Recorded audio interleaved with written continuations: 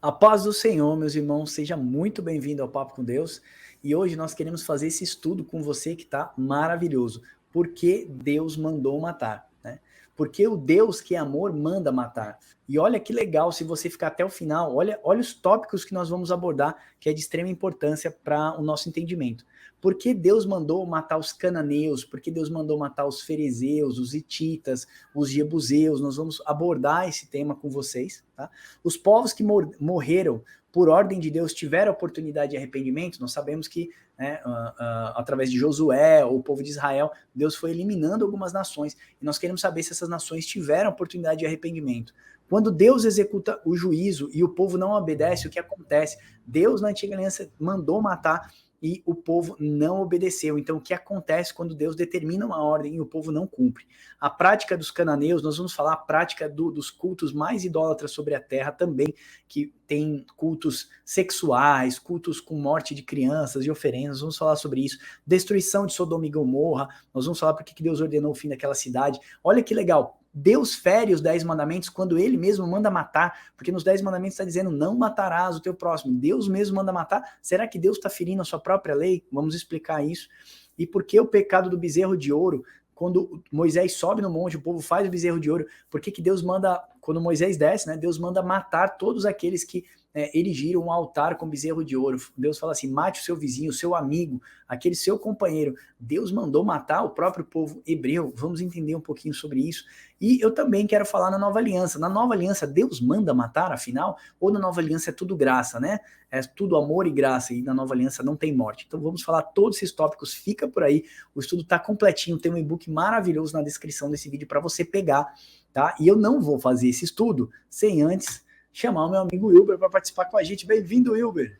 A paz do Senhor, meus irmãos. Sejam todos bem-vindos no canal. Se você está chegando a primeira vez aqui, por favor, se inscreva, deixe seu like e vamos nesse estudo, que é um estudo bem interessante, bem complexo, e a gente vai falar um pouco também da ontologia, o ser de Deus, né? Porque isso vai implicar em alguns aspectos morais, né? Do ponto de vista de homem e também da essência de Deus. Maravilha. Não é um estudo fácil, mas a gente está aqui para dividir, e eu tô com esse e-book maravilhoso, eu falei que vai estar na descrição desse vídeo, então ó, você vai poder fazer download desse e-book, são 4 slides, rapidinho, nós vamos falar da destruição de Sodoma e Gomorra, vamos falar do bezerro de ouro, vamos falar dos manuscritos, né, porque Deus trouxe o dilúvio, uma série de outros fatores. Então fica com a gente até o final para você ser abençoado, tá? Então, irmãos, o que eu queria pontuar com vocês é que parece que muitos cristãos ficam restritos só nas páginas do Novo Testamento, porque eles não têm uma forma simples de explicar os fatos que aconteceram na Antiga Aliança. Você já viu que algumas pessoas falam que as páginas da Antiga Aliança chegam até pingar sangue, né? Porque tem muita destruição de povos ali, por onde o povo judeu vinha passando, o povo judeu vinha exterminando aquelas nações. Então eu quero dizer, será mesmo que o Deus da Antiga Aliança é um Deus antagônico ao da Nova Aliança? O que isso quer dizer? Antagônico é totalmente oposto, tá? Então o Deus da Antiga Aliança era um Deus que mandou matar. Agora na Nova Aliança, Deus simplesmente é graça e amor, né? Parece que até são dois deuses diferentes. A gente vai entender um pouquinho sobre isso, e o que a gente quer mostrar é que Deus, irmãos, é o mesmo ontem, hoje e será eternamente. Isso faz parte, né, da ontologia do Senhor, a ontologia, né, o ser de Deus. Nós vamos aprender um pouquinho isso. Então eu falo que Deus odeia o mal, né, totalmente o mal, importa que nós também odiemos e nos apartemos do mal, ok? Porque o pecado vai gerar morte. Deus disse para Adão lá no Éden, Adão, se você pecar, certamente no dia que você pecar você vai morrer. Então o pecado gera morte. Toda vez que Deus dá uma ordem para a igreja não obedece, a igreja está morrendo espiritualmente. Quando Deus dá uma ordem para o homem não obedece, o homem já está em morte. Porque o que é o pecado? Muitas pessoas falam que é a diferença de acertar o alvo. Vai muito mais além disso, né? João vai falar sobre isso, né? O pecado é a transgressão da lei. Então, para muitas pessoas que acreditam que nós estamos na nova aliança, não existe lei, está errado. Você vai ver lá em Apocalipse 12, a mulher que está vestida de sol, com os pés sobre a lua, ali não quer dizer que a antiga aliança já passou e agora ela está revestida da nova aliança, não é isso, é que ela está fundamentada, seus pés sobre a lua ali, que a mulher está no Apocalipse 12, mostra que ela está fundamentada nas leis de Deus. A nova Jerusalém que desce do céu, ela possui fundamentos, que são a doutrina dos apóstolos. Então, a lei de Deus é importante. Hoje ela está na nossa mente e no nosso coração. Então nós conseguimos amar a Deus sobre todas as coisas, e aí então respeitar, não idolatrar, né? Não criar para nós outros deuses falsos, Deus do dinheiro, Deus do egocentrismo e tantas outras coisas. E conseguimos amar o nosso próximo, conseguimos ajudar o nosso irmão, ser o louvor da glória de Deus na vida deles, né? Semear na vida das pessoas com amizades, com amor, temperança, piedade, né? Caridade e uma série de outras coisas, tá bom? Ilva, quer fazer alguma consideração para a gente começar? Sim, o interessante é que essa visão que o Marcos colocou de ter dois deuses distintos, um Deus no Novo Testamento é bom e o Deus do Antigo é mau, isso vem desde lá de trás com um teólogo, né, que se chama Marcião, que ele fez uma doutrina chamada marcionismo, que é herética, que vai falar que o Deus do Antigo Testamento é um Deus diferente, é um Deus mau, enquanto o Deus do Antigo Testamento é um Deus bom. Esse ponto de visão é equivocado. O que a gente tem que fazer para entender todo esse contexto você vai observar um Deus que não muda durante toda a história, porém, o período histórico é diferente. Nós não podemos julgar o nosso senso de moral hoje, no século XXI, coisas que ocorriam no século 3, 4, 5 antes de Cristo. Então, nós temos que ter essa visão. Se eu olhar o modo de vista, o ponto de vista da vida passada, dos séculos passados, como hoje, como minha referência moral hoje, eu estou causando um anacronismo. Então, a gente vê que todo esse problema vem desde a antiguidade, com Marcião falando que o Deus do Antigo Testamento é um Deus mau e o Deus do Novo Testamento é um Deus bom. Maravilha. Olha só, eu quero começar mostrando para vocês aqui no e-book, vai ser importante para a nossa leitura, porque Deus mandou matar os cananeus, tá bom? A prática de vida e culto dos cananeus, irmãos, era abomináveis à presença do Senhor. Esse povo, ele era idólatra, perverso, imoral e sanguinário, tá? Não estamos falando só de idolatria no sentido de adorar a imagem, não, tá? As mulheres cananeias, elas precisavam se prostituir uma vez por ano nos templos pagãos para que o sêmen derramado na terra fosse o símbolo da fertilidade da próxima colheita.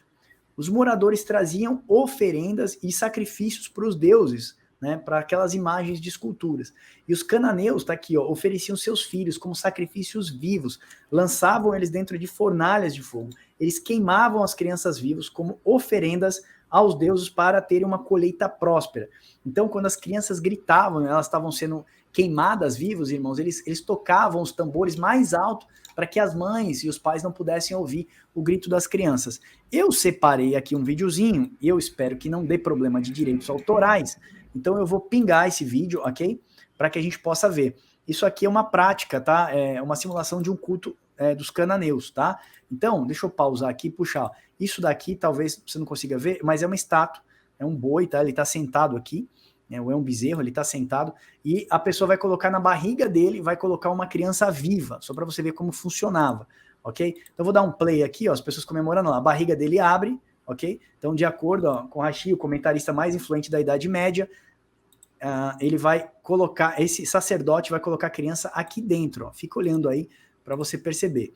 Então, esse comentarista aí mais influente da Idade Média, ele fala que existia uma estátua gigantesca, né, que era feita de cobre, eles aqueciam lá, ele coloca a criança lá dentro, a criança ali naquela pedra fervendo já estava derretendo, irmãos, era só grito, ó, e eles subiam aquela parte ali e começavam, deixa eu saltar para não dar problema de direitos autorais aqui, e agora eles entram no frenesi, vou dar um play aqui, ó, eles entram no frenesi, ó lá, mostrando a criança na mão do cara, e aí eles começam a tocar os tambores mais altos, eu não posso, depois vocês pedem no grupo do Telegram, eu passo esse vídeo lá para vocês, tá? Esse vídeo, ele não é um vídeo que tem no YouTube, é um vídeo fechado, eu consegui esse vídeo do canal do Informante, então eu aproveito para fazer essa referência aqui. Então eram cultos abomináveis a Deus.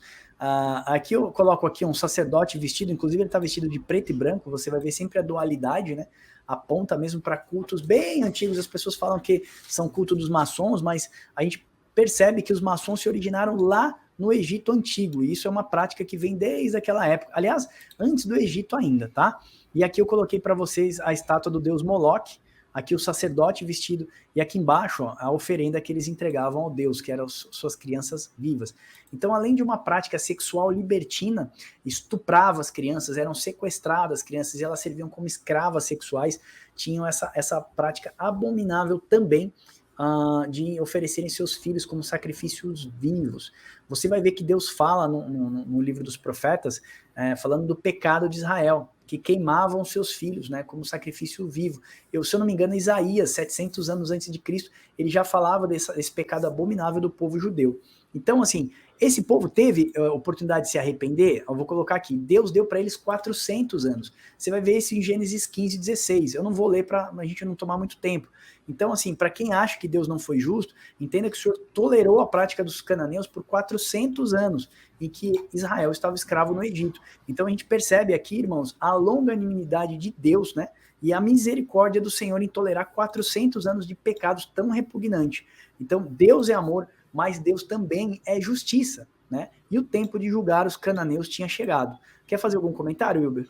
Sim, Max, é bem interessante o que você comentou, porque em Gênesis 6 vai falar que viu o Senhor que a maldade do homem havia se multiplicado na terra e que seu coração era totalmente voltado para o mal.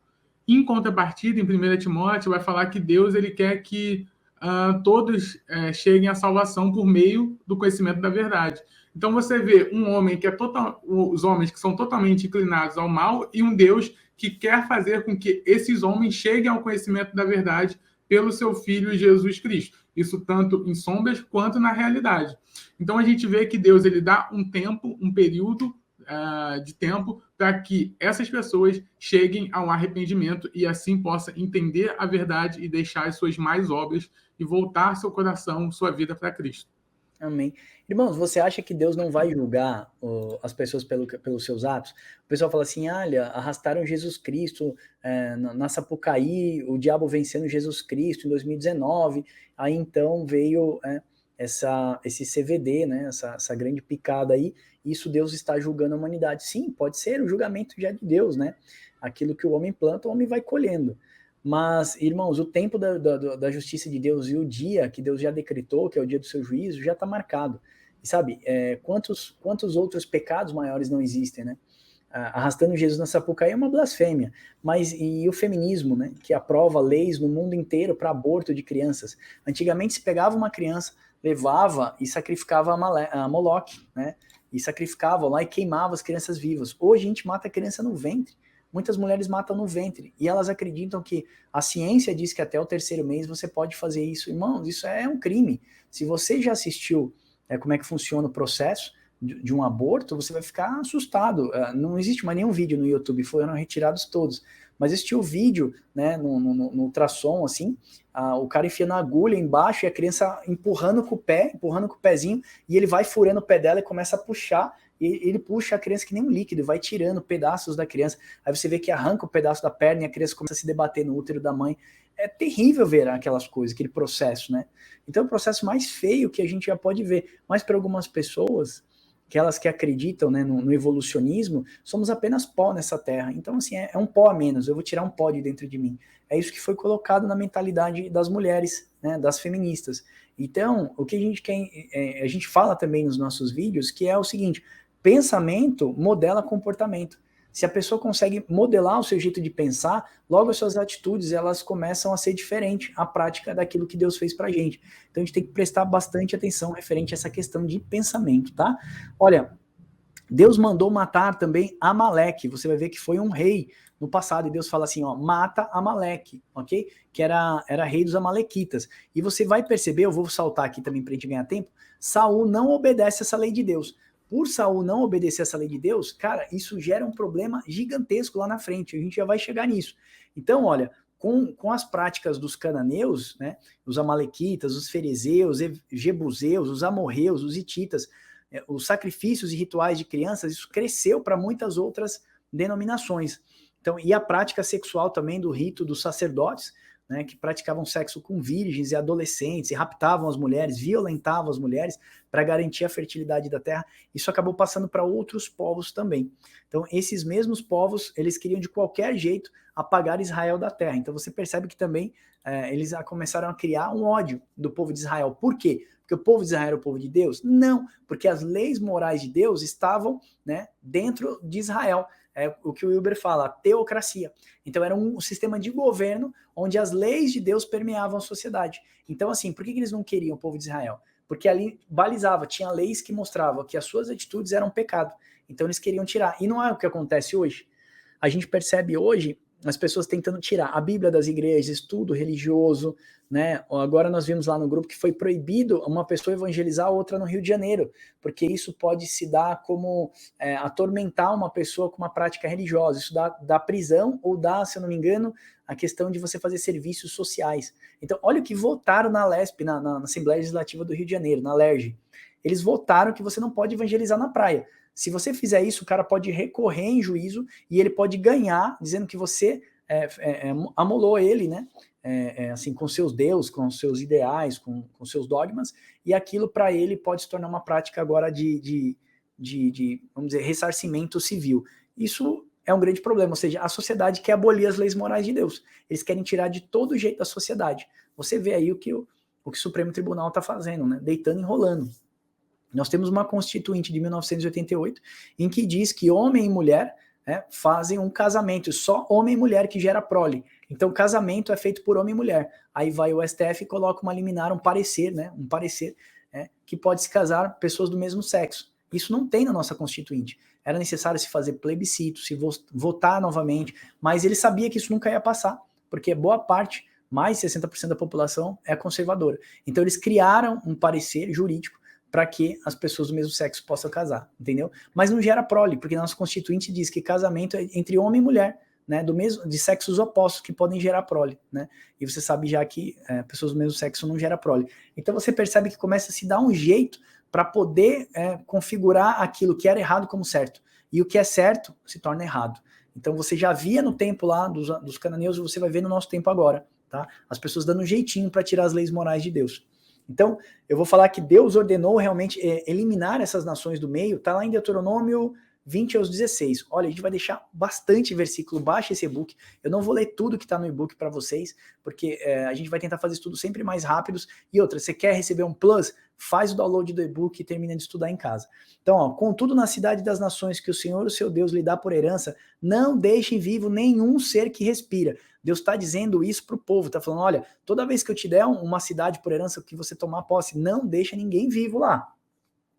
Conforme a ordem do Senhor, o seu Deus, destruam totalmente os hititas, os amorreus, os cananeus, os ferezeus, os heveus, os jebuseus. Senão, eles ensinarão a prática de todas as coisas repugnantes que fazem quando adoram seus deuses, e vocês pecarão contra o Senhor, seu Deus. Olha, Deuteronômio 20, 16 ao 18. Deus está falando, quando vocês chegarem nessas nações, vocês destruam tudo, senão eles vão ensinar vocês errado, e vocês vão pecar contra o seu próprio Senhor, seu Deus. Aí, eu quero mostrar que os israelitas eles falharam, né, nessa prática. Deus ordenou isso, mas eles falharam. Olha só, o Wilber vai abrir em Juízes 2:1, e eu quero abrir em 1 Reis 11:5. Já está aberto aí, né, Wilber? Wilber? Estamos sem áudio. Sim, pode ler? Eu vou ler. Pode ler você primeiro. Ah, tá. Então é Juízes 2, né, do verso 1 ao 5. Isso.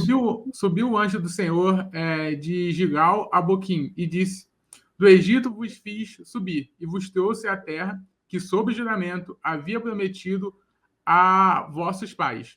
Eu disse: Nunca invalidei a minha aliança convosco. Vós, porém, não fareis aliança com os moradores desta terra. Antes, derribareis os seus altares, contudo, não obedecestes a minha voz. Que é isso que fizestes? Pelo que também eu disse, não vos expulsarei diante de vós. Antes, vos serão por adversários, e os seus deuses vos serão laços. Olha só, os deuses como laços, né? Como armadilhas, como formas de tropeço. Sucedeu que, falando o anjo do Senhor estas palavras a todos os filhos de Israel, levantou o povo a sua voz e chorou. Daí chamaram esse lugar de Boquim, e sacrificaram ali ao Senhor. Então, quando o povo não obedece às ordens de Deus, Deus fala assim, esse povo vai se tornar seu adversário, e os seus deuses por laço na vida de vocês. Ou seja, Deus está presente, Deus está no presente, no passado e no futuro. O Senhor está numa linha do tempo superior à nossa. Deus não está preso no tempo cronos igual ao nosso, Deus está acima. E Deus já sabia o que ia acontecer na frente. Então Deus manda eles exterminarem essas nações, por causa das suas práticas, porque Deus deu oportunidade para eles, porque o Senhor, né, enviou mensageiros até eles, e eles foram o quê? Rebeldes à palavra do Senhor. Eles mantiveram na injustiça, na prática da injustiça. Então Deus fala, extermina. Extermina eles, senão eles vão ser adversários de vocês e ainda vão ser laço. O que o Wilber leu mostra exatamente isso, que eu vou ler agora. Em Reis, 1 Reis 11:5, diz o seguinte: Salomão seguiu a Astarote, deusa do Sidônio, e a Milcom, abominação dos amonitas. Assim fez Salomão o que era mal perante o Senhor, e não perseverou em seguir o Senhor como Davi, o seu pai. Nesse tempo, edificou Salomão um santuário a Quemus. Olha, Salomão chegou a levantar santuários a deuses estranhos. Abominação de Moabe, sobre o monte fronteiro a Jerusalém. E a Moloque, ele erige um templo a Moloque, irmãos, que sacrificavam crianças. Então ele erigiu o templo a Moloque, a abominação dos filhos de Amon. Assim fez para com todas as suas mulheres estrangeiras, as quais queimavam incenso e sacrificavam seus deuses. Salomão tinha um monte de mulheres, e essas mulheres perverteram a cabeça de Salomão. Salomão erigiu, então, templos de adoração a esses deuses pagãos, com essas culturas que eram abomináveis ao Senhor. Para nós é abominável, imagina para Deus, né, irmãos? Então, assim, fica claro que eles desrespeitaram as leis do Senhor e por conta disso sofreram as consequências, ok? Então aqui tem vários versos para você ler, Deuteronômio, 2 Reis também, e você vai ler isso em casa para ficar melhor. E o que eu queria passar para você é que tem um arqueólogo chamado William Fox, ele diz que em comparação aos objetos e cultos de textos mitológicos dos cananeus com os egípcios e mesopotâmios, leva a uma única conclusão, que a religião cananita era muito mais centrada em sexo e suas manifestações do que as outras denominações. Em nenhum outro país foram encontradas figuras de deusas da fertilidade nuas, algumas distintamente obscenas. Em nenhum outro lugar a culto a serpente aparece com tanta força. As duas deusas, Astarte e Anate, são chamadas de grandes deusas que concedem, mas não dão a luz. Olha que esse William Fox chega a dizer. Ele diz que Israel fez um favor em exterminar os povos, né, de costumes tão doentios. A gente sabe que não exterminou, porque Deus dava a ordem e o povo desobedeceu. Começou lá com Saul. Quando Saul desobedece e não mata Amaleque e não extermina, então Deus fala assim, vai lá agora, Samuel, e vai ver o rebento de Jessé. Então Samuel sai dali, né, e depois vai ungir Davi como rei, e Davi só vai tomar posse lá na frente como reinado. Então o Senhor sabia do que ia acontecer, e a gente lê nas páginas da Bíblia que esse povo se tornou um povo adversário do povo judeu, né, e o povo judeu acabou se contaminando com esses cultos à serpente, cultos a deus pagãos, e também sacrificaram crianças, irmãos, nos altares desses deus pagãos. Quer fazer algum comentário para eu filosofar um pouquinho aqui, Uber? Então, Max, a gente vê que isso vai ter um princípio bíblico, que é um pouco de fermento leveda a toda a massa. Então, Deus estava evitando com que o povo, né, no caso ali, os israelitas, se contaminassem com a cultura pagã que estava em volta. Isso não adiantou, como o Max falou, eles não cumpriram e eles acabaram sempre caindo em idolatria. O exemplo disso, Salomão. E a gente percebe, como Paulo vai falar em Romanos, que a ira de Deus, ela se revela do céu contra toda a impiedade e perversão dos homens. Então, a ira de Deus já está caindo para aqueles que estão debaixo de impiedade e perversão. Então, todos esses acasos que ocorrem durante o período histórico, a gente consegue ver a manifestação da ira de Deus contra um povo ímpio. A gente não pode esquecer que Deus é que deu a vida e ele que tira a vida. Ele é o detentor dessa prática, não os homens.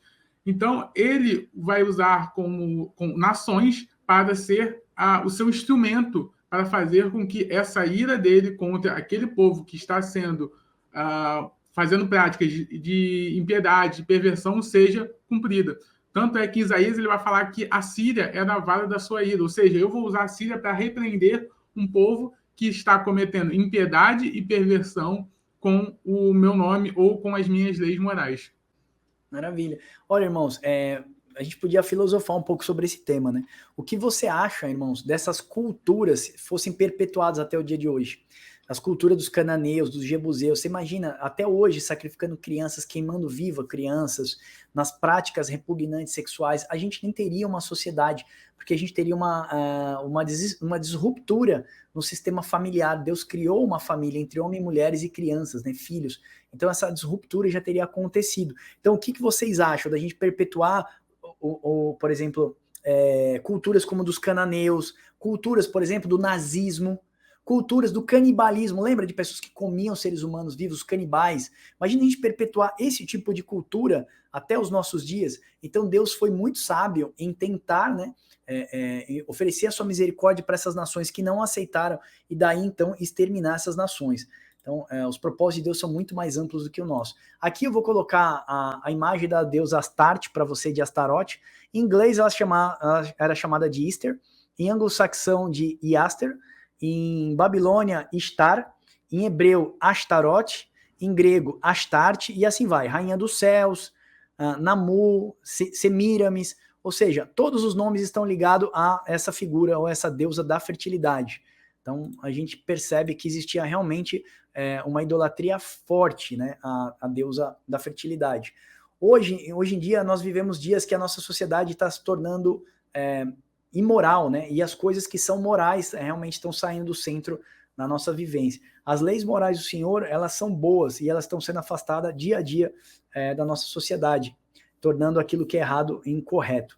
A sociedade caminha para o novo dilúvio, onde Deus vai julgar os homens e a sua ira será derramada sobre aqueles que destroem a terra e praticam a injustiça. O Senhor não vai ter ninguém por inocente. A palavra fala isso, irmãos. Deus não terá ninguém por inocente. Os homens maus serão julgados, condenados e exterminados. Crianças inocentes que morreram nessas baixas receberão de Deus oportunidade e a vida eterna. Não tenha dúvida, irmãos. Isso é minha justiça.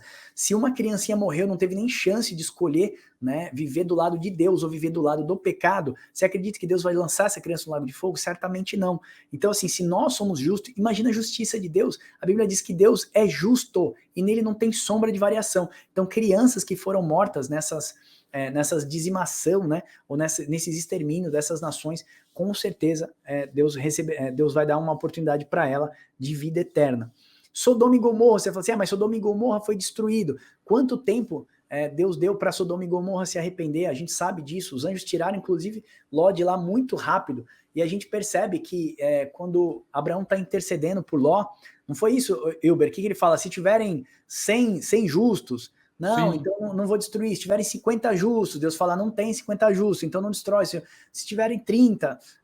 Eu não lembro o número final, mas eu acho que ele fala 10 ou 5, né? Se tiver 5 justos, Deus fala, não tem 5 justos lá, não é isso? Uhum. Então, Deus destrói uma nação como Sodoma e Gomorra porque não tinha 5 pessoas justas sequer naquela nação, irmãos. Ou seja, eram todos prostitutos, pessoas abomináveis à presença do Senhor. Aí eu quero dialogar com vocês referente ao não matarás. O não matarás de Deus, né? Deus acaba ferindo sua própria lei do não matarás. Então eu quero colocar isso, ó. Eu não acredito nisso, né? Pois a tradução correta do hebraico não é não matarás, mas não assassinarás. Ou seja, não planeja a morte do teu irmão. No caso da invasão, por exemplo, de Jericó, Deus pune aquela nação que não se arrependeu, né? Eles mantiveram-se a arrogância à palavra do Senhor. Aí eu quero citar o caso de Raabe, por exemplo. Raabe estava naquele local e alguns historiadores contam que mulheres eram sequestradas e obrigadas a se tornarem prostitutas, né, para alegrar os soldados e manterem a terra fértil, porque elas, ainda moças, prostituíam com muitos homens em sinônimo de rituais sagrados, né, para falsas deusas da colheita. Então agora para a gente ficar claro, porque Raabe acabou ajudando os espias israelitas. Lembra que os espias entraram lá. Então Raabe recebe os espias e fala, olha, quando vocês vierem destruir a terra, me leva com vocês, né? Aí o povo fala, então coloca o manto lá na janela, e aí nós certamente não destruiremos a casa de vocês. Então Raabe era um símbolo de uma mulher que foi elevada a ser prostituta. Raabe não era prostituta porque queria. Os historiadores colocam que provavelmente Raabe e a sua casa foi obrigada a se manter lá para alegrar os soldados, sexualmente falando, e também para que eles derramassem o sêmen na terra e mantivesse a colheita daquela região funcionando. Então, muito provavelmente o caso de Raabe, ela era uma escrava sexual também, ok? Agora eu quero, Wilber, abrir esse espaço para você do bezerro de ouro, onde Deus manda matar 3.000 homens. Você quer contar a história como aconteceu ali em Êxodo 32, 27, quando Moisés desce o morro e o povo fez o bezerro, Wilber? Sim, beleza. Então, o que acontece, né? Moisés, ele sobe no monte para pegar as tábuas da lei. E nesse meio tempo, enquanto Moisés está lá em cima, recebendo as tábuas, o povo começa a questionar Arão para fazer um bezerro, porque Moisés morreu, Moisés não vai voltar, e por aí vai. Então, quando faz o bezerro, né? Moisés, ele recebe a informação de Deus lá em cima, falando, ó, seu povo já pecou contra mim. Desce lá e vê. E quando Moisés desce, ele se depara com aquela cena, né? E ali está dando uma festa, né? No sentido de uma orgia, propriamente dito, de pessoas ali fazendo uma orgia em volta daquele ídolo de ouro. E aí Moisés ele se ira vendo aquilo, né? E ele fala ali que quem estiver do lado do Senhor venha para cá, e aí vai os levitas do lado dele, né? E ele ali passa a levar a espada, né, contra aqueles que não foram para o lado do Senhor. E isso a gente vê claramente que é uma sombra de uma realidade futura. Porque quando nós notarmos no Apocalipse, você vai ter todo esse período de apostasia, de idolatria, de Cristo não estar voltando, né? Tanto é que na carta de Pedro, né, as pessoas estavam questionando Pedro. Pedro ele escreve lá, cadê o Cristo que não volta? Olha, já passou tanto tempo e os dias estão iguais. Então você vê que isso vai levando um esfriamento da fé e acaba culminando a uma apostasia.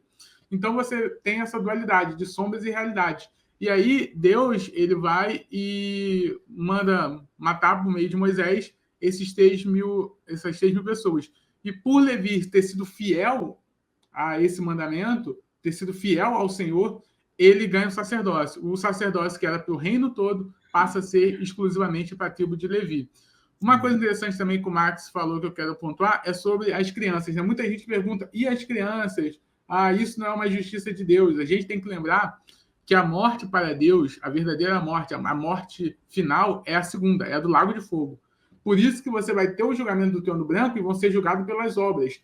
Crianças que foram, por exemplo, mortas nesse contexto de juízes ou no contexto de um povo invadindo uma outra nação, vai ser ressuscitada no trono branco, e eu creio, assim como Marx, que elas vão entrar, porque vão ser julgadas pelas obras, e criança não tem obra mal, criança é uma coisa neutra, é uma certa inocência, né? Então eu creio que elas sim também vão ressuscitar. Agora, os ímpios que estão relacionados à parte desse povo não vão.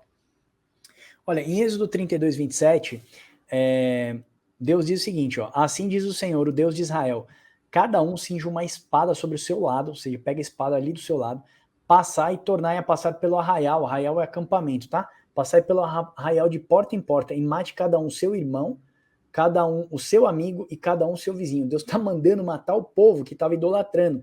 Não é só pela idolatria, nós vamos falar isso, tem um pecado da rebeldia, nós vamos explicar isso. Então o que Deus está dizendo assim, ó, Deus disse assim, quem é por mim, mate o seu irmão, o seu vizinho, como os ministros do bem-estar hoje. Tá. E eu quero dizer o seguinte, os ministros do bem-estar hoje nem passam por esse tipo de verso, porque Deus está mandando matar o seu amigo, o seu vizinho. E assim, como que eu vou explicar isso? Matar o meu próximo, né? Então assim, cadê o Deus de amor? O que aconteceu com o Deus da nova aliança que eu aprendi que Deus é amor? Então na teologia de muitas pessoas, irmãos, não cabe esse tipo de trecho, eles acabam nem passando por esses versos. Outros vão dizer que é por causa da lei, que a lei só podia matar. Mas aí eu quero pontuar isso com vocês.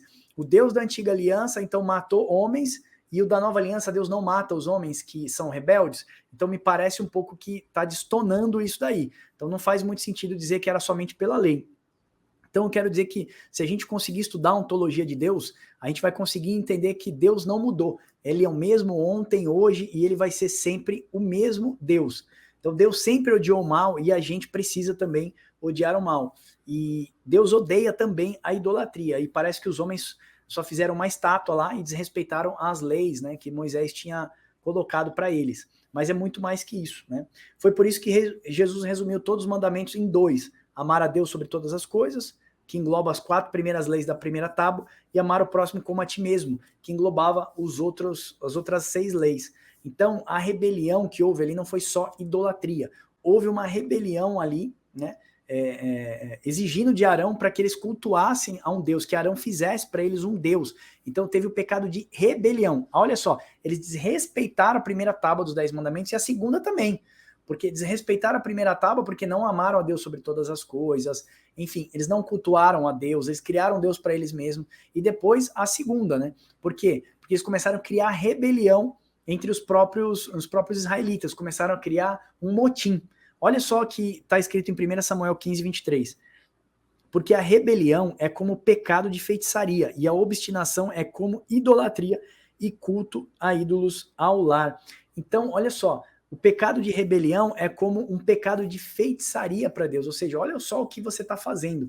E se você fizer tropeçar um, né, e o povo estava ali criando um motim, imagina, irmãos, a ira de Deus se acendendo. Eles desrespeitam o Senhor, eles geram um motim e começam ainda a influenciar outras pessoas. Olha o perigo disso no meio. Então, quando Deus manda matar aqueles homens, e são 3.000 homens mortos, é porque aquilo ia contaminar todos os israelitas, que eram centenas, milhares que saíram do Egito. Então, 3.000 homens não foi nada. Foi uma forma de exterminar do meio deles o pensamento errado.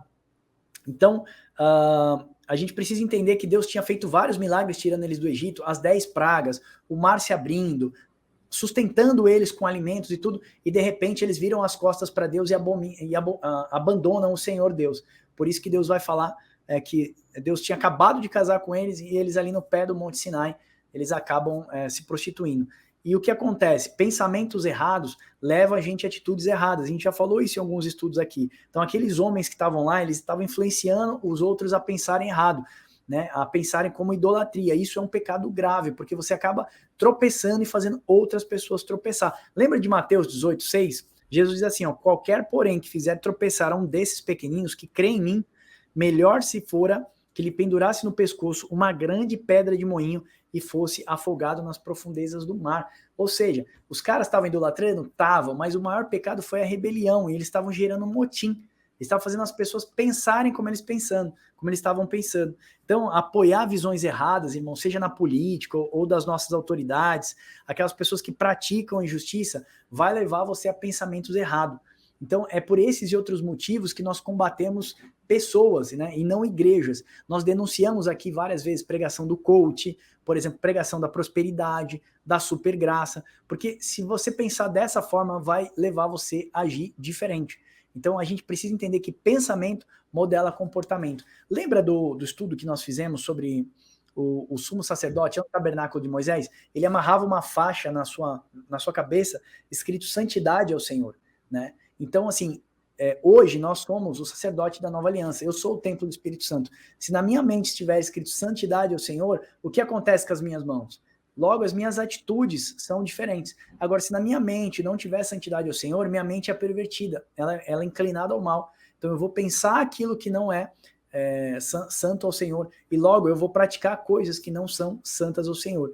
Então, eu posso dar diversos exemplos para vocês referente a pensamento.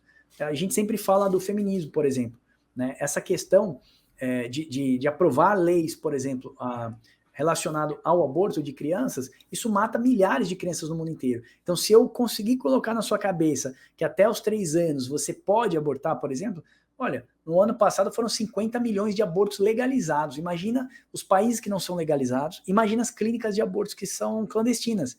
A gente pode falar facilmente de mais de 100 milhões de bebês sacrificados no ano passado. Isso é o culto a Moloque. Antigamente se levava lá os bebês e derretiam, queimavam na presença, né, de Moloque. Hoje, o que a gente faz? A gente evoluiu, né? Evoluiu de uma certa forma, mas a gente aboliu as leis morais do Senhor do meio. Então isso se tornou para a gente o quê? O nosso próprio adversário, né? As leis morais do Senhor estão sendo tiradas, está sendo colocado as leis do quê? As leis da libertinagem. Então o pensamento errado leva as feministas a produzirem práticas erradas. Não só o feminismo, quanto tantas outras coisas. Concorda, Hilber? Sim, perfeito, concordo.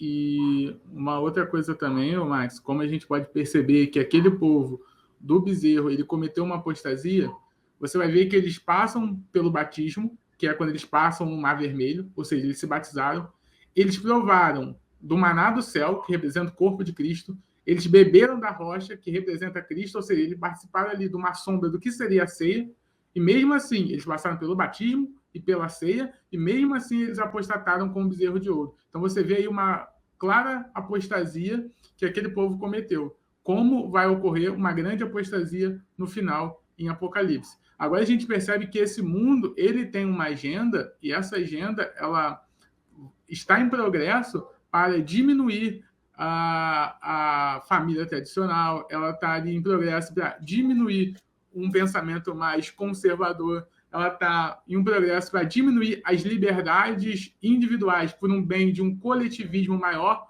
ou seja, o coletivo sobrepõe a individualidade. Só que o coletivo é formado de indivíduos, então você tem ali uma forma de governo autoritária, porque todo coletivismo leva uma forma de governo autoritária. O comunismo é uma forma de governo coletivista, o fascismo é uma forma de governo coletivista, o nazismo também. Então você tem essa agenda caminhando contra os princípios conservadores que atendem ao princípio cristão: família, liberdade individual e uma religião cristã e uma família monogâmica, né? Diga-se de passagem. Maravilha. Aí eu quero dizer o seguinte, nós vamos falar nesse tema agora, porque Deus mandou matar no dilúvio, por exemplo. Deus mandou exterminar todo mundo no dilúvio. A gente para e fica pensando, poxa, por que Deus fez isso? Lá em Gênesis 3:13, Deus diz o seguinte, eu resolvi dar cabo de toda a carne, porque a terra está cheia de violência dos homens. Eis que farei perecer juntamente com a terra. Aí você pega a palavra violência no Strong e vai analisar, ela está escrita também como injustiça. Ou seja, a única família que foi encontrada na terra que praticava a justiça, né? Ou seja, que era justo ali, era a família de Noé. E olha só o tempo de construção da arca foram 120 anos. Deus poupou aquela geração 120 anos, fora antes de Deus chamar Noé. Porque quando Deus chama Noé, falou, eu vou acabar com tudo, Noé. Constrói a arca, ainda faltou 120 anos para Deus destruir. Porque Deus fala assim, meu espírito não contenderá para sempre com o homem. Então, o fim desses tempos será de 120 anos. Todo mundo fala que o homem, então, ia viver só até 120 anos. Eu não concordo, eu acredito que foi o tempo em que a arca foi construída. Então você vê que sempre que Deus determina o extermínio de um povo, de uma nação, Deus dá o tempo para se arrepender. Nem está no estudo aqui, mas eu vou citar. Deus manda o profeta Jonas até Nínive, certo, Wilber? O profeta Jonas, E o profeta Jonas fala, eu não vou profetizar. Jonas vai para Tarsis. Daí Deus trata com Jonas e faz ele profetizar em Nínive. E graças a Jonas, muitos ninivitas aceitam a palavra do Senhor e aquela geração quase que inteira se converte, né? E a gente vê que depois se desvia lá na frente de novo e aí Deus determina a destruição de Nínive, né? Uma segunda vez e ainda vai ter uma terceira destruição de Nínive quando nós acreditamos que a besta se levantar, vai ser uma das nações que vão se arregimentar novamente com a besta. Então você percebe que Deus sabia que tinha justos lá. Então Deus faz o quê? Manda Jonas ir lá e evangelizar. E Jonas fala, não, eles têm práticas abomináveis, eu não vou lá. A Bíblia não relata, mas nós sabemos que as práticas dos ninivitas muito provavelmente seguiam os padrões dos cananeus, dos ferezeus, dos jebuseus, dos hititas, não é isso? Então eles trouxeram isso como bagagem. E Deus falou, extermina, Saul, extermina, porque senão esse povo vai virar adversário teu lá na frente e as práticas dos seus deuses vão ser abominação para vocês. Ou seja, como eles não exterminaram, você percebe que o povo de Israel e outros povos foram entrando na idolatria, né, desses falsos deuses. Então, nem está no estudo, mas eu fiz a citação de Nínive. Deus não destrói Nínive antes de dar a oportunidade e de salvar aquela geração. Na nova aliança, Deus manda matar na nova aliança? Deixa eu puxar uma setinha para você ver onde nós estamos aqui. Ó. Na nova aliança, Deus manda matar? Deus já mandou matar, irmãos. Os discípulos de Jesus, João, já escreveu o dia e a ira do Senhor. Está relatado em quase todos os profetas também. O dia, o grande dia do Senhor. Deus já ordenou a morte de muitos homens maus. Esse dia vai chegar e ele está próximo. Deus é justiça e não escapará uma pessoa sequer do julgamento do Senhor. Lembra? Ele fala assim, olha, não vai escapar ninguém. Jesus ainda fala, Deus vai matar e o Senhor fará justiça a todos os santos. Olhem em Apocalipse 19:17. Então vi um anjo posto em pé no sol, e ele clamou com grande voz, falando a todas as árvores que voam pelo meio do céu: Vinde, reuni-vos para a grande ceia de Deus, para que comais carnes de reis, carnes de comandantes, carnes de poderosos, carne dos seus cavalos, dos seus cavaleiros, e carne de todos, quer livres, escravos, pequenos ou grandes. Ou seja, chegou o dia de destruir aqueles que destroem a terra. O que acontece hoje em dia, irmãos, é que nós ouvimos muito os mensageiros do bem-estar. E aí eu quero falar isso aqui para vocês. Ó. Os ministros de hoje falam muito sobre... Percebe que eu não estou falando pastores, tá? Estou falando ministros, porque esses dias eu coloquei numa rádio e eu vi outras religiões e eu fiquei até assustado, né? Eu sempre escuto outras religiões para ter um pouco... para ter uma retórica melhor, né? E eu vi os caras pregando coisas assim abomináveis. Então os ministros de hoje falam muito referente ao bem-estar, à prosperidade, né? Mas eles não falam do juízo e da responsabilidade. Em geral, quase todos os nossos estudos, nós sempre aplicamos juízo e responsabilidade, ok? Então, eu digo isso porque Paulo já alertou que nos últimos dias, né, viria tempos que os homens não suportariam a sã doutrina, está em 2 Timóteo 4:3, e eles vão juntar para si mestres segundo seus próprios desejos, né, e eles vão se recusar a dar ouvidos à verdade, voltando-se para os mitos. Então, ó, você, porém, seja moderado em tudo, suporte o sofrimento, faça a obra de um evangelista e cumpra plenamente o seu ministério. Tá? As igrejas não pregam mais a sã doutrina, né? As igrejas que pregam a sã doutrina são igrejas sempre vazias. Você vai ver que as igrejas mais cheias, elas não pregam sã doutrina. Então, muitas pessoas estão na igreja para se sentir bem, para receber uma bênção de Deus, para se tornar mais que vencedor. Eu sempre falo isso, né? Não foi para isso que Jesus veio ao mundo. O evangelho de Cristo é chamado de Deus para o arrependimento do homem. Deus estava em Cristo reconciliando o mundo consigo mesmo e não nos imputando os nossos pecados e as nossas transgressões. Então, será mesmo que Deus esmagou Jesus naquela cruz para você ser próspero? Será mesmo que Deus esmagou Jesus na cruz para você se sentir bem? Para você comprar um carro, sei lá, para você comprar uma casa? Será que era referente a isso o evangelho de Cristo? Olha só o que Isaías vai falar, que aprove a Deus esmagar Jesus naquela cruz para que eu e você fôssemos salvos e não ficássemos presos para sempre ou sofrendo pela eternidade lá no inferno. Aí você vai falar, tudo bem, vocês falam muito referente à pregação doutrina. O que é finalmente a sã doutrina?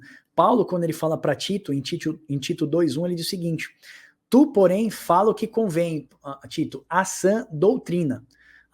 Ao dar essa ordem, Paulo ele está nos ensinando que a igreja deve falar da sã doutrina. E a sã doutrina sempre nos conduzirá a uma vida sã, como a própria palavra já fala.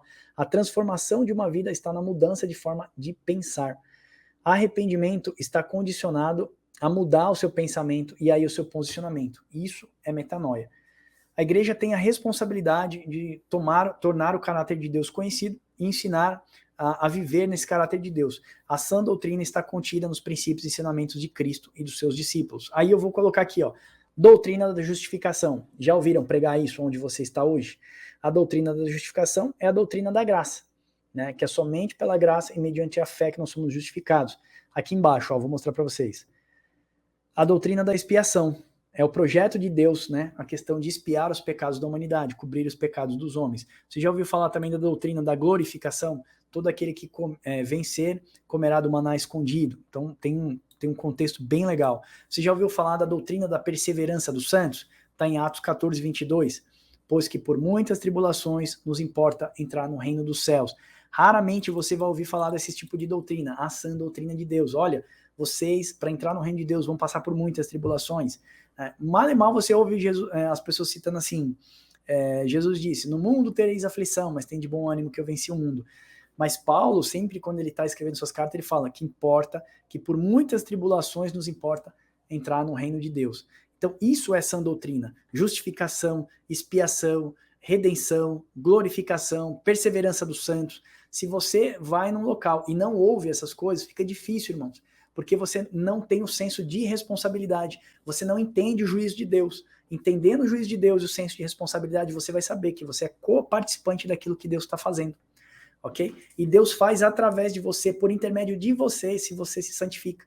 Mas para muitas pessoas falar em santificação, parece que é legalismo. E não é legalismo, é uma obrigação. Sede santos, porque o vosso Pai é santo. Então, quando você entende a ontologia de Deus, o processo, o trabalho de Deus para abençoar todas as famílias da terra, como justificar todos os homens, como glorificar os homens, como perseverar na doutrina dos apóstolos, então você começa a viver isso, né? Vivenciar isso. Certo, Wilber? Sim, então, correto. É exatamente isso. Você tem doutrinas que vão fundamentar em Cristo, tanto é que Paulo ele vai falar que Cristo é o fundamento, né? E nós temos que fundamentar com ouro, com prata, pedras preciosas, e alguns vão fundamentar com palha, com madeira, vão fazer a construção com palha e com madeira, e quando vier aquele dia, a obra vai se passar pelo fogo, né? E o que for metal, o que for ouro, vai ser purificado, vai ficar, e aí você recebe o galardão, e o que for prata, palha, vai ser queimado, mas como você teve o fundamento em Cristo, você entra para a vida eterna, né? Então, como o Max falou, então a sã doutrina é todas essas doutrinas de justificação, expiação, glorificação, perseverança dos santos em Cristo Jesus. Amém. Amém. Irmãos, esse é o estudo que eu queria fazer com vocês. Esse e-book aqui, ó, ele vai ficar disponível para vocês para fazer download. Lá no nosso site, ele está como papocomdeus.com.br/estudos. Você pode pegar esse mais de 120 e-books, todos gratuitos. Você pode acessar o nosso site também, papocomdeus.com.br, e fazer cursos gratuitos lá. Todo o nosso trabalho é gratuito. O Ministério do Papo com Deus, o nosso ministério, é um movimento evangelístico que visa servir a Igreja de Cristo, ok? E edificar a Igreja do Senhor. Então, assim, a gente não cobra nada. Se você precisar de alguma coisa, pastor, fale com a gente está aqui para edificar o corpo de Cristo mesmo, a gente está aqui para somar com vocês. Na descrição do vídeo está aqui para você fazer download. Olha só, se você gostou desse vídeo, eu vou pedir para você dar um like nesse vídeo também, e se ele for relevante para você, pode ser relevante para outras pessoas, porque nós falamos de arrependimento, falamos que Deus mandou matar sim, mostramos as evidências do porquê, mostramos um pouco de fonte histórica também para vocês, e mostramos as pessoas que não se arrependeram, né, as pessoas que foram rebeldes ao Senhor, né, e não ouviram o chamado do Senhor, elas morreram por conta disso, e nós vamos ver lá na frente que muitas pessoas também não vão se arrepender na última hora e vão morrer também. Então esse vídeo é muito relevante para a teologia de muitas pessoas. Eu vou pedir para você então pegar esse vídeo e enviar nos seus grupos aí de transmissão para abençoar outras vidas, tá bom? Se você é novo no canal, vou pedir para você se inscrever aqui embaixo e tocar o sininho para receber as notificações. E se a gente te abençoou, abençoa a gente também, ok? Manda esse vídeo aqui para uma galera aí para a gente tornar a palavra do Senhor mais conhecida, tá bom? Deus abençoe vocês e até o próximo Papo com Deus.